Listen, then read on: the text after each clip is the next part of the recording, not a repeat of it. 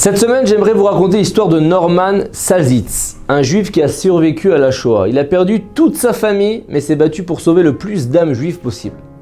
En 1965, il vit à Springfield, dans le New Jersey. Il s'est éloigné de la pratique stricte du judaïsme, mais il a gardé ses connaissances apprises quand il était enfant. Lui qui a grandi dans le village chassidique de Kolbuszowa en Pologne, la synagogue locale de Springfield est une synagogue, par contre, réformée, que Dieu nous en préserve, et Norman aime y aller discuter avec le rabbin des différentes coutumes et des observances juives. Pendant les vacances de Sukkot, le rabbin propose à ses fidèles de se rendre à Brooklyn pour aller voir comment les orthodoxes et les chassidim célèbrent la fête de Simchat Torah. Norman saute sur l'occasion de revoir des chassidim fêter Simchat Torah comme à l'époque. Il arrive dans le quartier de Crown Heights et se retrouve devant la synagogue du Rav de Bobov, le Rav Shlomo Alberstam. Pendant que ses amis se mettent à l'écart, Norman se mêle à la foule et se laisse entraîner jusqu'à l'intérieur de la synagogue. Il se met dans un coin d'où on peut observer toute la cérémonie. Et tour à tour, des chassidim sont appelés par leur nom pour aller porter un à un le Sefer Torah et danser avec le Rav face au Aron Kodesh, l'arche sainte, où sont rangés tous les autres rouleaux de la Torah. Norman est concentré. À chaque nom appelé, il observe quel chassid va se lever et rejoindre l'arche sainte. Et puis il entend « Zaleski ! Zaleski !» Il cherche dans la foule qui va se lever, mais personne ne se manifeste. Et on entend encore « Zaleski ! Je donne cet honneur à Zaleski !» Et toujours personne ne se manifeste pour aller prendre le Sefer Torah. Norman se tourne vers l'arche sainte pour observer la scène, et là il est stupéfait. Il découvre que le Sefer Torah est pointé vers lui. Zaleski. Soudain, sa mémoire lui revient. Il n'a pas entendu ce nom depuis plus de 20 ans. Tadeusz Zaleski.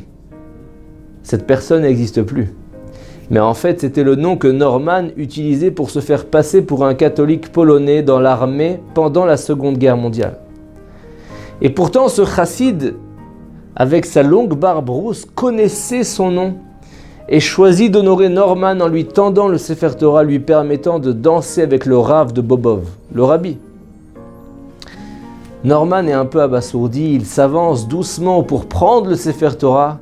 Ses amis qui sont restés à l'extérieur observent la fête à travers une fenêtre et sont très étonnés de voir Norman mis à l'honneur au beau milieu de ce public chassidique.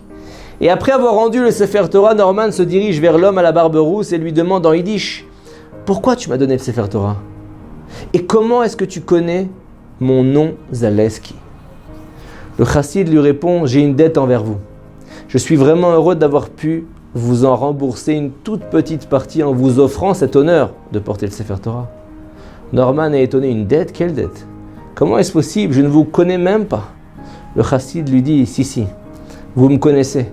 Souvenez-vous à Cracovie, lorsque vous avez sauvé 2 garçons cachés dans un local à charbon. » Norman s'en souvient, c'était un tout petit peu avant qu'il ne fuit la Pologne en hiver 1945. La fin de la guerre était proche. Tadeusz Zaleski est promu chef de la sécurité de l'État pour le comté de Cracovie. Bien sûr, personne ne soupçonnait qu'il était vraiment juif. Il parlait parfaitement polonais sans accent et avait un visage caractéristique polonais avec une barbe rasée de près.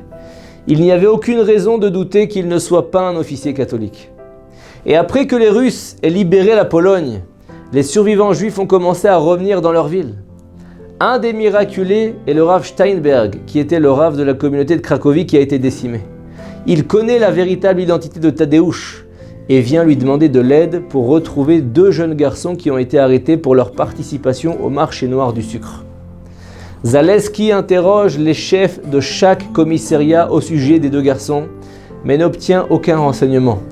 Et en sa qualité de chef de la sécurité de l'État, Zaleski est supérieur à la milice locale. Mais il sait très bien que rien n'empêche les chefs locaux de mentir. C'est pourquoi Zaleski se lance dans un travail de terrain fastidieux et incertain. Il décide d'aller visiter lui-même, une par une, les 12 prisons de Cracovie. Et sous son ordre, toutes les portes de cellules ont été ouvertes. La majorité des détenus étaient des criminels ou des prisonniers politiques. Tout paraissait normal, jusqu'à ce qu'il arrive dans la prison du quartier de Volnica. L'inspection se déroule comme toutes les autres jusqu'à ce que Zaleski remarque une porte au fond d'un couloir très sombre. Il demande l'ouverture, mais les policiers lui expliquent que c'est simplement une pièce de stockage pour le charbon. Zaleski insiste « Je veux aussi l'inspecter ». On lui répond que les clés ont été perdues. Zaleski ne perd pas une seconde et demande à tout le monde de s'écarter.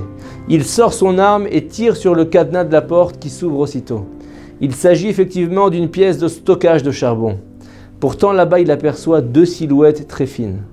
C'étaient les deux jeunes garçons que Zaleski recherchait. Il les sort et il les amène à son bureau. Les deux jeunes garçons ont été battus et enfermés plus de 2 semaines dans le local à charbon. Ils se retrouvent terrorisés dans le bureau du chef de la sécurité de l'État et ne savent pas le sort que leur réserve Zaleski, jusqu'à ce que ce dernier leur apprend qu'il est juif et qu'il a été envoyé par le Rav de la communauté pour les retrouver. Et avant de les libérer, Zaleski leur dit « Vous êtes libres à condition que vous quittiez immédiatement Cracovie et que je ne revoie aucun d'entre vous. » Les deux garçons donnent leur accord et partent. C'est la dernière fois que Norman les a vus, jusqu'à ce jour de Simchat Torah à Brooklyn. Norman est toujours aussi intrigué et dit au chassid « Mais comment tu m'as reconnu? Je ne te reconnais pas du tout. » Le chassid lui répond « J'étais l'un de ces deux garçons. Je n'ai jamais de ma vie cessé de penser à la manière dont vous nous avez sauvés.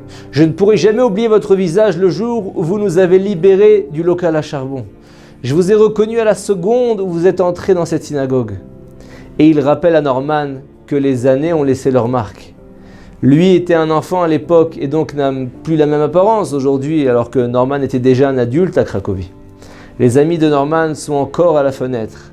Ils étaient surpris de voir leurs voisins de Springfield danser avec le rabbi de Bobov, mais sont encore plus curieux de savoir comment Norman se retrouve à tomber dans les bras d'un chassid à barbe rousse portant un shtreimel, chapeau de fourrure qui est porté par les juifs chassidiques, et les visages des deux couverts de larmes et de joie. Et dans cette histoire magnifique, on apprend qu'Hachem n'oublie pas chaque mitzvah, chaque bonne action que l'on mène à bien. De la même façon que Norman a reçu un honneur très spécial le jour de Simchat Torah dans cette synagogue chassidique, des années après son acte de grande bravoure, soyons bien sûrs que le bien qu'on fait sera toujours rendu par le ciel, ou tôt ou tard. Shabbat Shalom. Une question de halakha, besoin d'un conseil personnel? Avec le service Question au Rav, les rabbinim de Torah Box sont à votre disposition 24 heures sur 24, 6 jours sur 7, pour vous répondre et vous aider sur tous les sujets. Shabbat, couple, cacheroute, conversion, loi de deuil. Question au Rav, c'est 13 000 questions reçues chaque année et répondues par écrit sur le site Torah Box et par téléphone, un appel reçu toutes les 4 minutes. Question au Rav, un service exceptionnel, gratuit pour vous.